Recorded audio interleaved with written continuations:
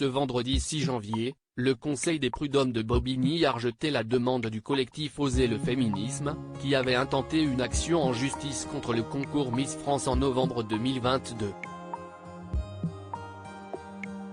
Explication. Le concours Miss France contrevient-il au droit du travail? C'est ce que dénonce le collectif Oser le féminisme depuis plusieurs mois.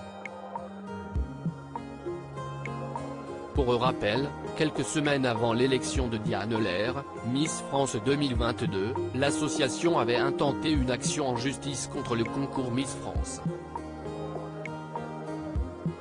Le collectif accusait l'élection de sexisme mais aussi de non-respect du Code du travail. Par conséquent, Alexia Laroche-Joubert avait décidé que les Miss régionales signeraient désormais un contrat de travail à valoir dès 3 jours avant l'élection. En novembre 2022, Oser le féminisme avait de nouveau intenté une action en justice devant le Conseil de prud'hommes de Bobigny, affirmant que ledit contrat de travail devrait commencer dès les sélections régionales et non pas 3 jours avant l'élection de Miss France. Les prud'hommes donnent raison à Miss France comme annoncé dans un communiqué, la juridiction a débouté le collectif ce vendredi 6 janvier. Ce qui signifie qu'elle reconnaît l'existence d'un travail et d'un processus de recrutement dans la sélection des Miss régionales, a noté Oser le féminisme. L'association regrette toutefois que ces autres demandes aient été rejetées, notamment sur les critères à respecter pour être Miss.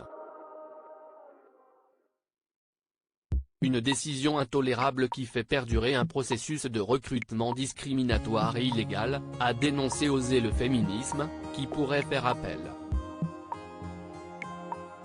De son côté, les sociétés Miss France et Endemol se sont déclarées heureuses que leurs arguments aient été entendus, selon Le Monde. Pour rappel, pour l'élection de Miss France 2023, de nombreuses règles contraignantes avaient été levées. Désormais, le concours est ouvert aux femmes mariées, mères de famille mais aussi transgenres et tatouées. Il n'y a plus de limite d'âge.